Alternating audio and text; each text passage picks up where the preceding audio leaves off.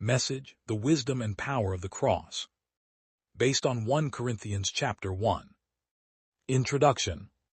The Word of God is living and active. It does not simply tell us stories or history, but it reveals eternal truths that are relevant for every generation, every culture, and every person. In 1 Corinthians chapter 1, Paul addresses the church in Corinth, a church full of spiritual gifts, but also struggling with division, pride, and confusion about the essence of the gospel. This chapter contains one of the clearest proclamations of the centrality of the cross of Jesus Christ. Paul reminds the Corinthians that salvation, unity, and wisdom do not come from human strength or cleverness, but from Christ crucified. In this message, we will explore three central truths from 1 Corinthians 1. The believer's calling and identity. The necessity of unity in the church. The message of the cross, foolishness to the world but the wisdom and power of God. 1. The believer's calling and identity, verses 1-9. Paul begins his letter by introducing himself as an apostle of Christ Jesus by the will of God, v1. This is important.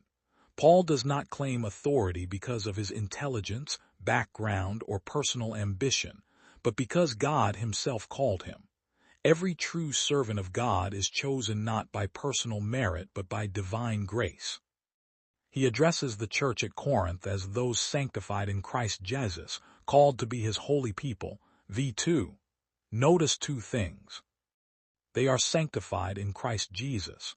Their holiness is not self-made, but rooted in their union with Christ. They are called to be holy. This is both a position already sanctified and a calling to live out that holiness. Paul then assures them of God's grace. He will also keep you firm to the end, so that you will be blameless on the day of our Lord Jesus Christ. v8. This is one of the most comforting promises in the Bible. The same God who called us is faithful to keep us. Practical lesson. Today, many Christians struggle with identity. We define ourselves by our jobs, status, possessions, or failures. But the Word reminds us that our true identity is in Christ, sanctified, called, and sustained by grace. Our security is not in our strength but in God's faithfulness. 2. The necessity of unity in the church, verses 10-17. Paul quickly addresses one of the major problems in Corinth, division. Reports had reached him that the believers were quarreling, identifying themselves with different leaders. I follow Paul. I follow Apollos. I follow Cephas. I follow Christ, v12. Paul's response is sharp and clear. Is Christ divided? Was Paul crucified for you? Were you baptized in the name of Paul? v13. The answer, of course, is no. Only Christ was crucified, and only in his name are we baptized. The problem of divisions.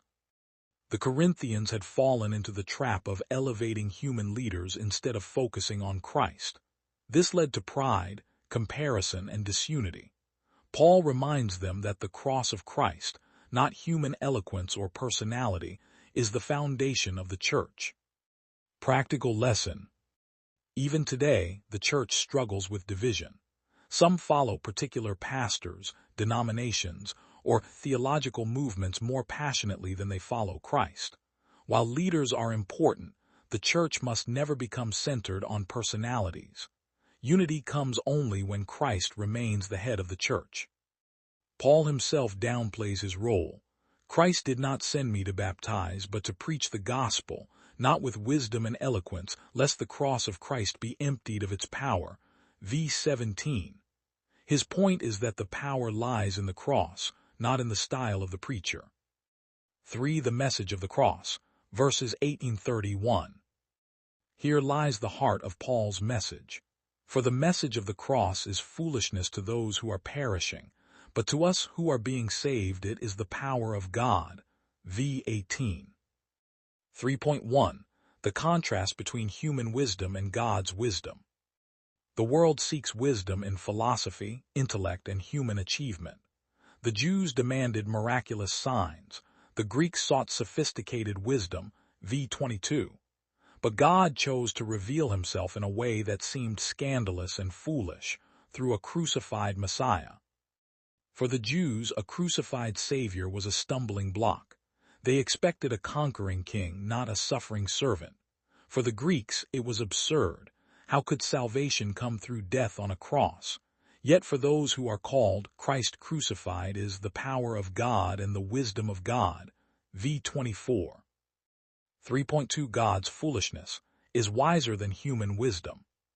Paul writes, "The foolishness of God is wiser than human wisdom, and the weakness of God is stronger than human strength." V 25. In other words, even what appears to be weakness in God's plan, a crucified Messiah, is infinitely greater than the best wisdom and strength humanity can produce. 3.3 God's choice of the weak and lowly. Paul reminds the Corinthians of their own calling. Not many of you were wise by human standards. Not many were influential. Not many were of noble birth. V 26.